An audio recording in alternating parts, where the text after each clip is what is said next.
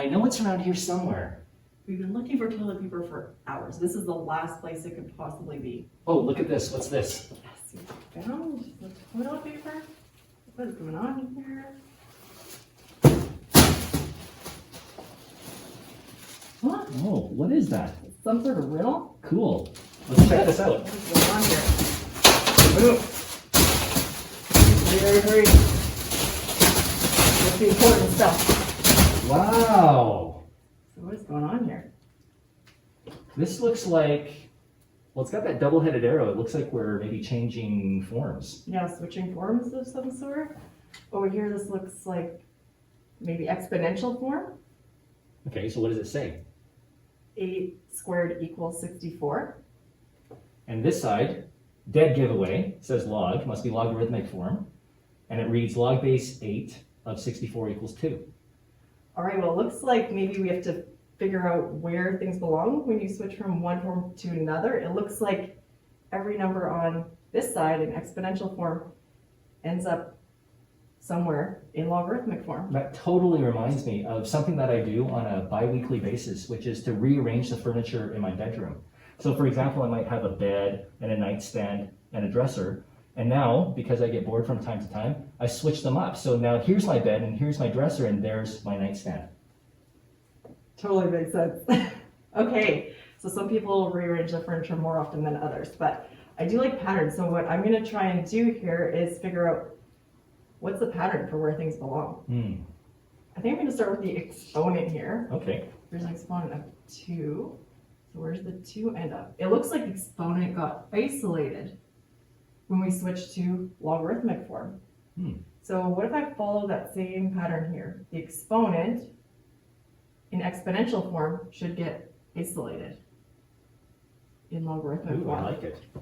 Now I found a different pattern. I found that the 8 being the base of the power ends up being the base of the logarithmic expression, right? So if I can just do a little check mark there and check mark there and follow the pattern, then here's the base of my power 10. That's going to become the base of the log form. Okay, well mine's easy. There's only one thing left. So what this power evaluates to has to fall into the argument of the logarithm. And let's just confirm that happened here. So what the power evaluates to, or the value of the power, becomes the argument of the log. So yeah, that's what happened. All right, good job. High five. Okay, let's see. This one, oh boy, this one, it looks like it's going the other way. So we're going from log form back to exponential form. So I'm thinking this. So what you had said, Dana, before was the exponent gets isolated, but now I'm working backwards. So I'm looking at what got isolated, which is the 4. So that must have been the exponent. That makes sense. Okay. Okay, so I think I'm going to go to the base next, because that seemed to be a useful one. The base of the logarithm is the base of the power. Right. Is that right? That's right. And so I get the easy one then. Yeah. Which would mean that the argument in log form is exactly equal to the value of this power, so 81, 81. Yeah? That makes sense. Wow, that was and easy. we're following the same pattern again and again. Awesome. Well, we've got one more here. This is kind of weird. We have boxes on both sides. Do you think we have enough information to solve this one? Gee, I don't know. That's weird. I'm going to try it. Okay, let's try it. Again, I like starting with this exponent. If there is an exponent, why not start with that exponent?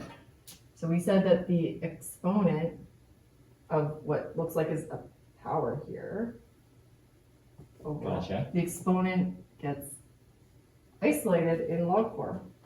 Okay, and so then, well, here we've got a base of a in log form, so that becomes the base of the power. So we've got a that goes here. I got the easy one again. Yay! It's been a long day, so I'm excited. Huh? Yeah, all day looking for toilet paper. Good use of time. So I guess the exponent always gets isolated. That's what I would always do first. And then what would you do? I would look at the base. The base of the power will always become the base of the log. Okay, and then by default, there's only one spot left. The value of the power becomes the argument of the log. Cool. We're good? Yes. All right, think fast. Got it. Got the toilet paper. That's what we came here for. I wonder where the paper towel is. And if we find it, maybe there'll be another math question there. Maybe about evaluating logarithms.